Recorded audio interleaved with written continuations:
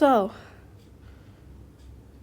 the day has come. After 13 years, MatPat is making his last theory on the Game Theory channel.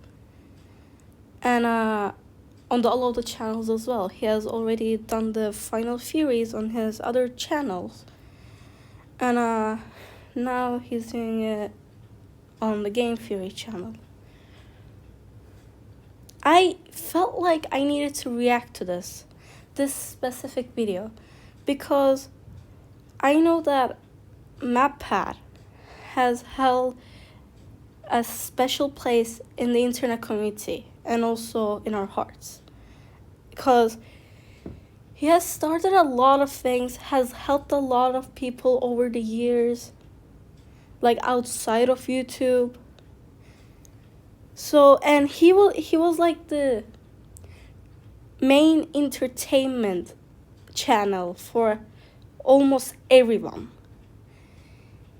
Even if you didn't watch his videos like at all, you heard his name and you knew what he did, and you probably got curious and watched his videos anyway. So whenever I first found that video saying goodbye internet, I just felt like it was a joke. And then I pressed on the video and he was talking about how he was gonna retire, and I just couldn't believe it. And still, right now, I still feel like it's a joke for some reason. But I know it isn't. But on the bright side, the channel will still keep on going, and I hope he has a nice time in his retirement, and he will also have more time to spend. He will have more time to, with his family. So here we go. There is 2 minutes left until the final theory starts. So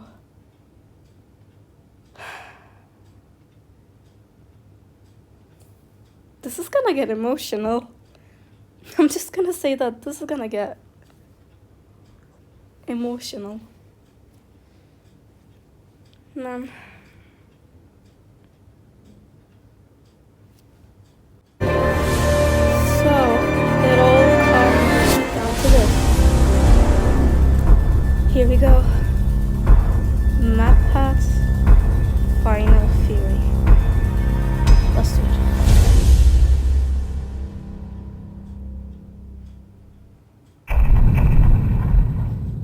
Man.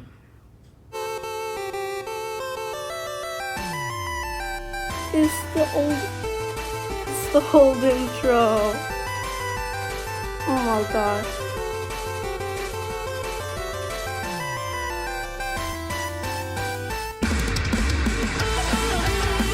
Oh wait, it's old. Okay, this is gonna get so emotional. I'm just saying it. Like, oh my god. Hello, Internet! Welcome to Game Theory, where that is the last time that I'll be saying those words officially on this channel. Loyal theorists, how do you say goodbye? 13 years ago, I made you this promise. Do you want to know more about the games you love without having to put in any work of your own? Well, now you can play and learn. That's right, Weboverse. We have created Game Theory, gaming's tangential learning experience. Well, Weboverse, here we are God. today, 3,000 videos of tangential learning later. How do you sum all that up? I already got super weepy in the last one of these things, so probably shouldn't do that again. It'd be redundant and probably not great for the tech equipment. We've also spent the last 10 weeks together Wow. knowing that this day was gonna come, right? So I really feel like I've gotten my farewell tour. I've buried hatchets, I've rekindled friendships, I made sweeping videos about the state of online entertainment, fired some tanks. That was legitimately very cool. I honored my heritage. I made Disney mad at me one final time, which, you know, felt appropriate. Got some new dripping, and just in general, ran my way through all the things that were left in my content creator bucket list. So again, I ask, how do you say goodbye? First, it's probably most important to remind you that it's not officially goodbye, right? It's not like I'm dying or anything. It's more of a see you later. I'm still gonna be doing plenty of stuff. Like, I'm already booked to do the fashion show on Style Theory later this year. I'm still gonna be here on the couch for GT Live. In a couple weeks, I'm gonna be giving a speech over at PAX. I was recently in a kill count. Heck, I'm already slated to do the Jacksepticeye podcast, the Ludwig podcast. There's a collaboration I'm doing with Shea Frillis Productions. There's the FNAF musical over on Random Encounters. Like, I will be doing a lot, and you will probably be sick of me doing all these things on everyone else's channels. But if you do want to stay in touch with me, there are actually two ways that you could do it. Normally I'd say something like, oh, you can follow me on Twitter, but we all know that there's like a grand total of 0 people who want to be over on that platform. So instead, I decided to make you this. A mysterious website named where'smatpat.com. This is going to be a place that I update every once in a while when I have news about some new project that's coming up, or a mystery that you're going to have to solve by digging through the source code. Yes, it's a ripoff of ScottGames.com. No, I don't feel bad about that because he stole enough of my ideas over the years. He kind of owes me one. Editor should drop on some deal with it sunglasses in this moment. Yeah. That's a good one. Once you're there, make sure you sign up via email. Don't worry, I'm not going to be spamming you with updates or anything. It'll be more like a MatPat newsletter, or maybe a Christmas card that you get every once in a while with a funny update, or maybe we could chat about a favorite movie or something. I'll send over the occasional video that I'm just inspired to make. Who knows? Basically, this is just meant to be a way to let you all know what I'm up to directly in a way that isn't going to be subject to filtering algorithms, you know? And to kick things off this week, we'll be selecting 100 random emails that sign up to get personalized letters. And from that point forward, once or twice a week, I'll continue pulling a handful of emails to send personal notes to. It'll be a fun way to stay in touch. Long story short, make sure you bookmark it since you never know what might happen over there. But, all right, enough stalling. Back to the question at hand. How do you say goodbye? Well, I think you honestly have to end it all where it began. This title, A Game Theory about game theory. Did you know that game theory isn't just a nerdy YouTube show? It's also a nerdy economics concept. If that's news to you, I honestly can't blame you. At this point, we've created enough confusion online that apparently we've merited our own disambiguation tag on Wikipedia for game theory searches. In all seriousness, for the first 5 years of the show, I received so many tweets from people who were mid-year in their economics courses, screenshotting their textbooks, freaking out when they got to the episode on game. It's not an episode, it's a chapter. When they got to the chapter on game theory, being like, oh my gosh, dude, did you know that you were in this thing? And yeah, we definitely did. The pun, believe it or not, was intentional. In fact, really Steph and I knew from the very beginning that it was likely that the final episode of Game Theory was going to be about game theory. Why? Well, because game theory, it's everywhere. You can't escape it. If you've ever seen the movie Love Actually, there's actually this opening monologue in it that goes a little something like this. We live in a world of hatred and greed, but I don't see that. Seems to me that love is everywhere. If you look for it, you'll find that love actually is all around. Now you just got to replace the word love with game theory, and you basically got it. We live in a world of hatred and greed, but I don't see that. Seems to me that game theory is everywhere. If you look for it, you'll find that game theory actually is all around. Huh. Who would have suspected that English acting megastar and recent Oompa Loompa Hugh Grant would be making a guest appearance in my final episode? Truly, we have spared no expense for this one. And not only is game theory just everywhere, it also holds the secret to winning everything forever. Yeah, I know, right? That is a huge claim to make. Clearly, I was saving all my biggest secrets for the grand finale. So, you know what? Let's not beat around the bush anymore, my friends. Let's make you masters of the universe and reveal how, whether you like it or not, you all are theorists for life. Come on, this way. I got used to theorizing a lot. Yeah, we're moving off the couch this time. That's how you know it's a big deal. Let's go.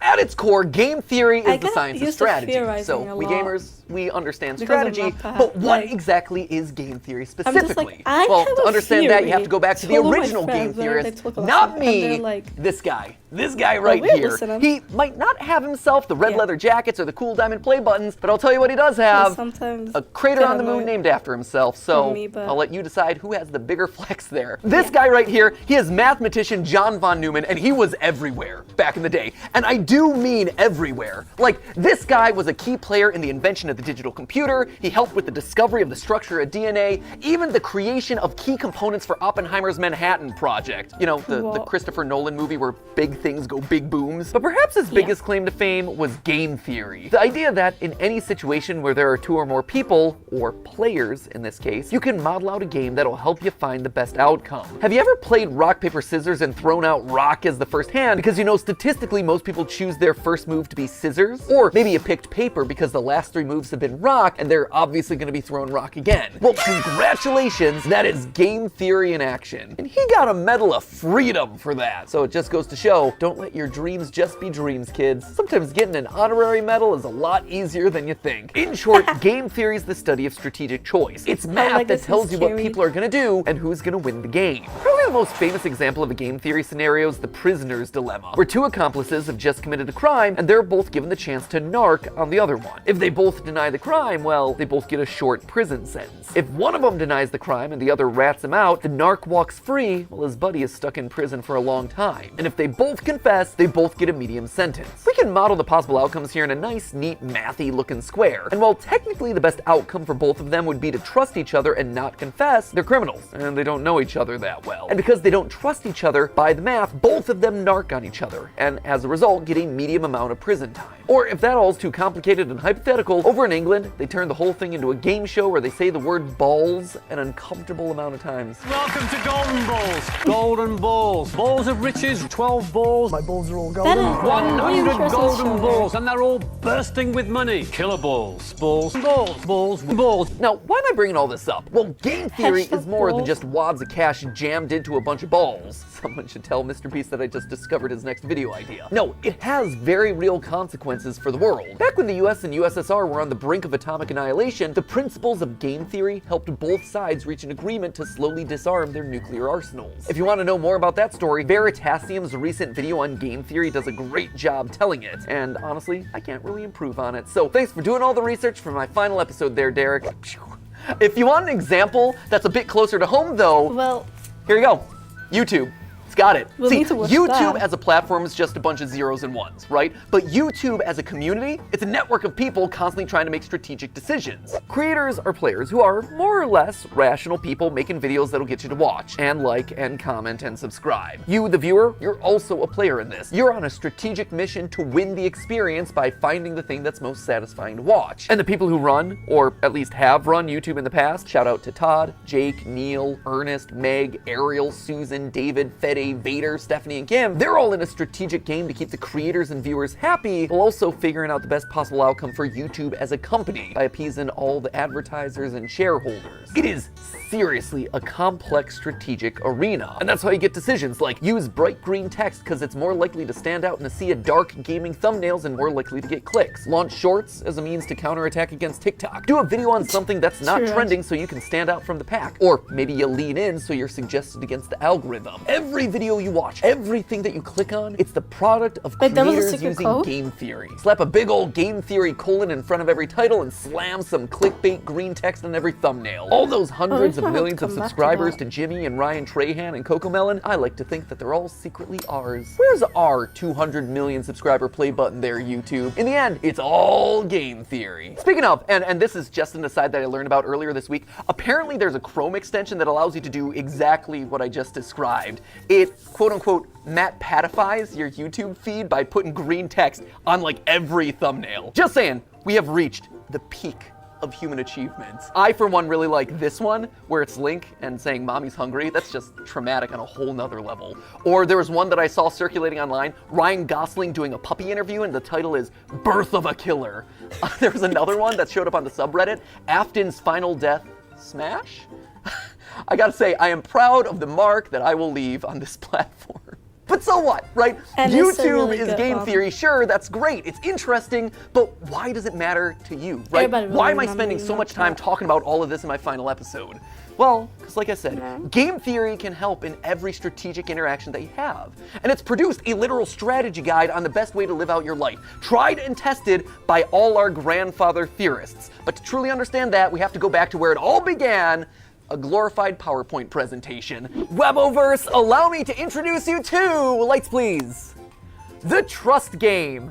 I love this. We started as glorified PowerPoint slides and we're ending as glorified PowerPoint slides. Here's the TLDR of this one. The Trust game was originally just named the Computer Tournament by a guy named Robert Axelrod, clearly not the most creative with his titling conventions. Basically, this was the prisoner's dilemma or the golden balls thing, except here there was one crucial difference. They're not just playing the game once, they are literally playing it hundreds of times, repeating it over and over again to see what strategies end up winning the most across a longer period. This then gives us a model that's shockingly closer to real life, because here, most of the time, you're not just thinking about what you have to do to win a single game, you have to actually think about the consequences of your actions. The more people think about the future, the more they're willing to cooperate because they don't want to screw themselves over down the road, you know? Again, for details on that experiment, check out Derek Veritasium's video where he talks about all of that, including having an interview with the game's creator. It's a very cool video.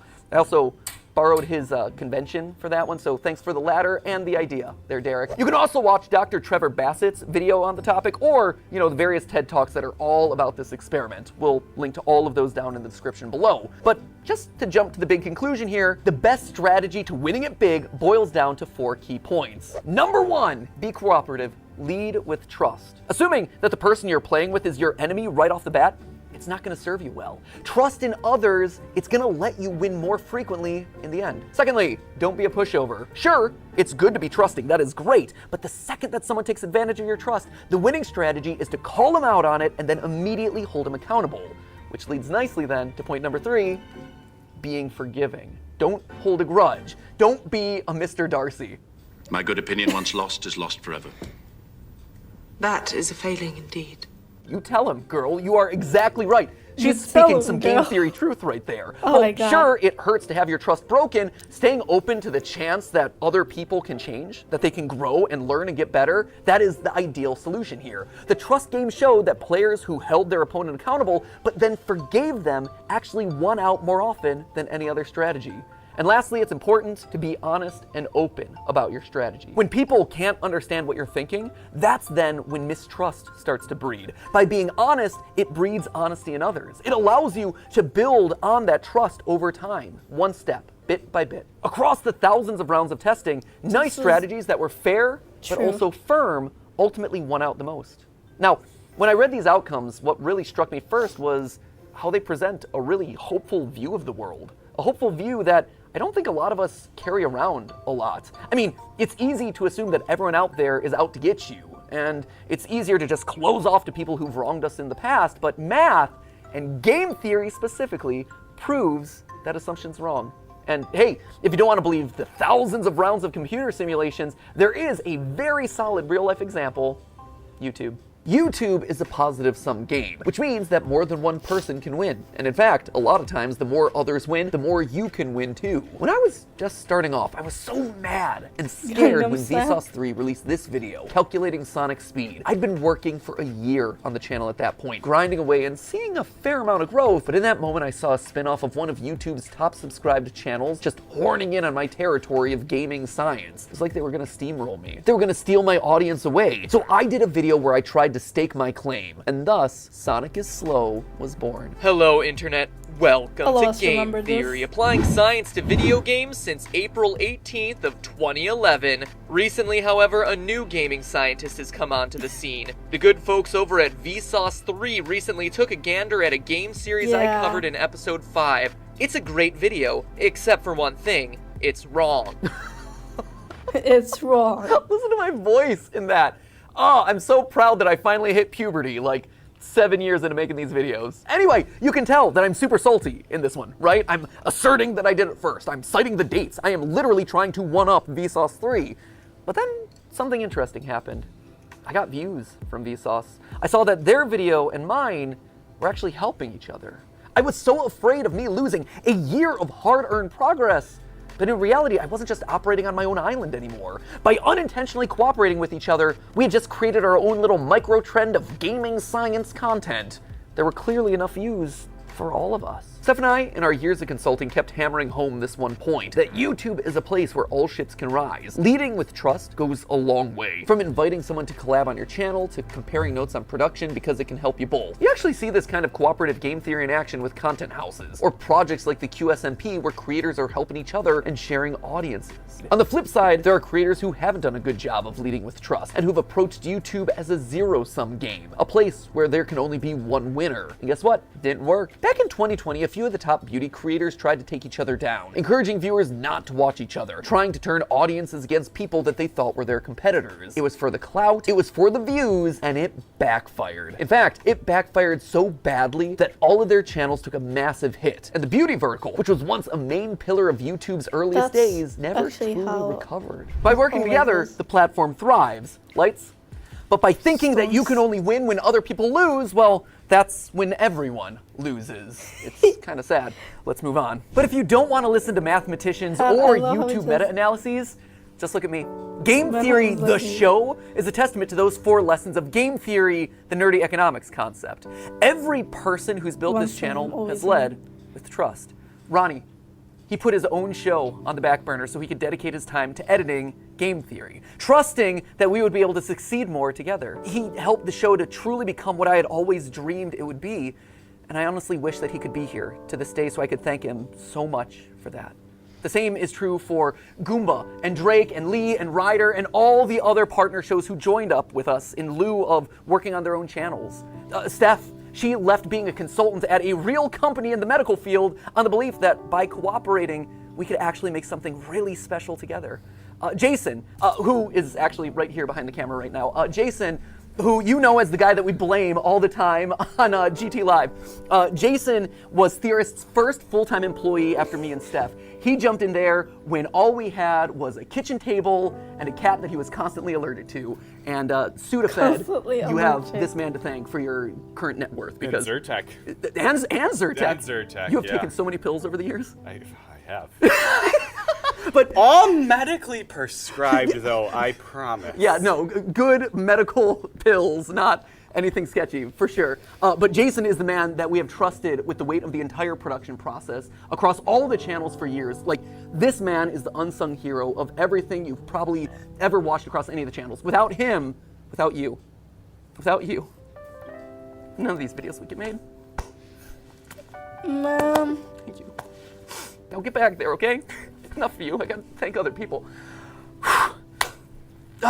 You know, friendship first, but also working together to create awesome stuff, right? And if you're talking about unsung heroes on this channel, there is one man who also deserves a call out, and his name is Yossi. He is our audio wizard. He is the man who I have trusted with my voice for the better part of 9 years. He has had to suffer through more hours of my voice than anyone else in the world. I am so sorry, Yossi. I am so sorry for all the burps and weird edits and weird diatribes and jump scares that Ali has given me over the years. Was Yossi a pro when he first joined up with us? No. But you know what he was willing to do? He was willing to learn.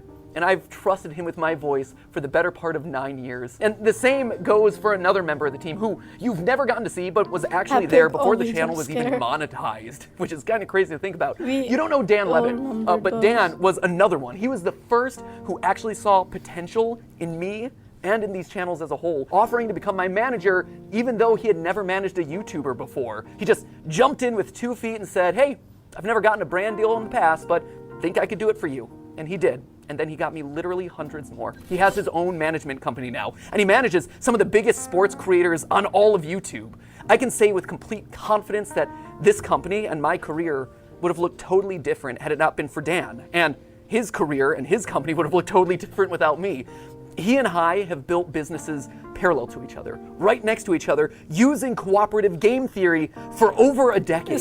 He trusts me to make good decisions on YouTube, and I trust him to make good decisions as my manager, and we both benefit in the long run. But perhaps the most important person in all of these trusting relationships is you. You guys, right here. I wear you on my wrist these days. You loyal theorists have been the best example of game theory in the history of the show Game Theory. Every time you click on one of these videos, you are leading with trust. You are saying, you know what, I'm gonna give this one a chance, especially on those episodes that are covering topics that you've never even heard of. And on my end, I've always tried my best to fulfill on that promise and make sure that your trust pays off by delivering a great, well-researched, fun, a lot of times stupid video. And yeah, there have been plenty of times where I've missed the mark, where you weren't happy about a topic, or where I said something wrong, or my research was bad, or whatever, and I needed to learn about that. And so you, acting exactly as you should, according to that trust game, you called me out in those moments. You showed me that I had made a mistake. But more importantly, you were willing to forgive. You gave me a chance to learn and grow as a creator and as a person. And look at this. We all won. Look at this thing that we managed to build together. Don't tell anyone else. I mean, there's 3 of them here in the room, but like the rest of them downstairs. You guys, you've always been the most important member of this team, whether or not you ever realized it. And now, as new hosts step in, yeah, they're obviously gonna have to learn a lot, and they're gonna have to earn your trust just like I did over a prolonged period of time. But I hope that you approach them with the same sense of cooperation and goodwill that you did for me all those years ago. So, while I might be leaving as host of this show, Game Theory, it'll never leave. It'll never leave me, and it'll never leave you. We are all Game Theory, which honestly is why I thought it was fitting for you guys to be the one to say this. But hey! That's just a theory. That's just a theory. It's just a theory. It's just a theory. That's just a theory. Okay, theory. Class dismissed. Thanks for the theories, MatPat. But hey, that's just a theory. Just a theory. Just a theory. Just a theory. Just a theory. Just a theory. Thanks for everything. But hey, that's Just a theory. That's just a theory. Just a theory. Just a theory. Theory. Theory. Theory. Theory. Theory. Theory. That's just a theory. That's just a theory. That's just a theory. That's just a theory. That's just a theory. A style theory. A food theory. A film theory. A game theory. Oh my god.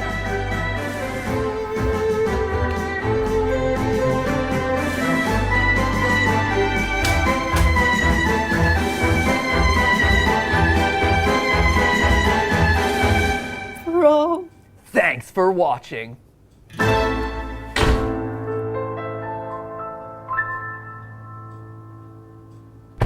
Oh man, where to? I got something I gotta do. Okay, And credit scene. Ready for a road trip? I guess. Let's go. Every level you beat, and it's boss battle defeat. With each achievement your view becomes a bit more complete. You have a blank page and a clear horizon, so why not do a little theorizing? I think it's time to get a little theorizing. Bro, this song.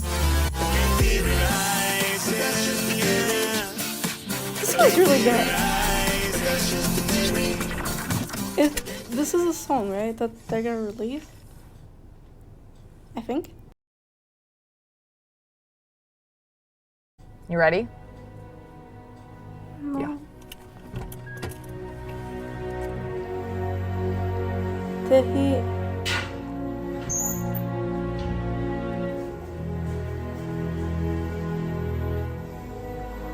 Wait.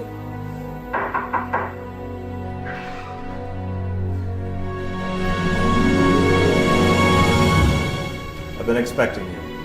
Come, we have much to Wait. discuss. Wait, what? Lord, keep rending. Oh my god.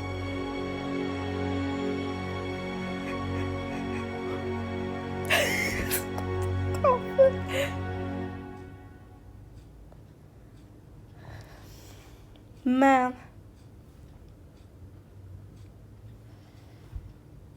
That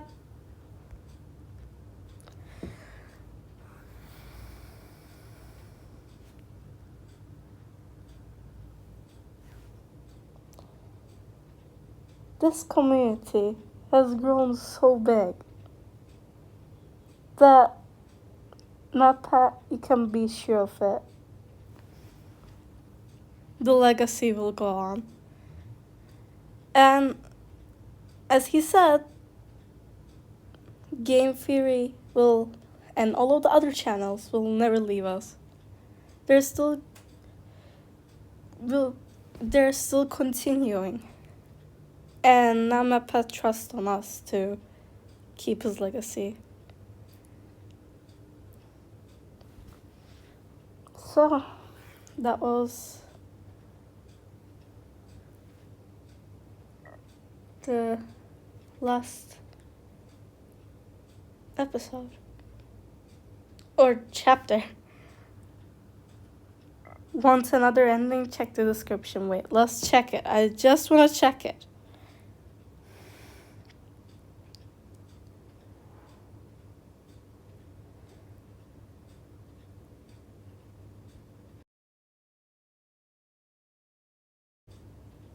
So,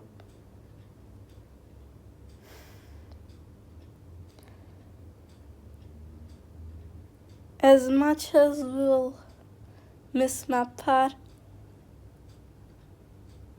we shouldn't be sad that he's gone. We should be happy that he was with us this whole time and made the internet such a great place. So,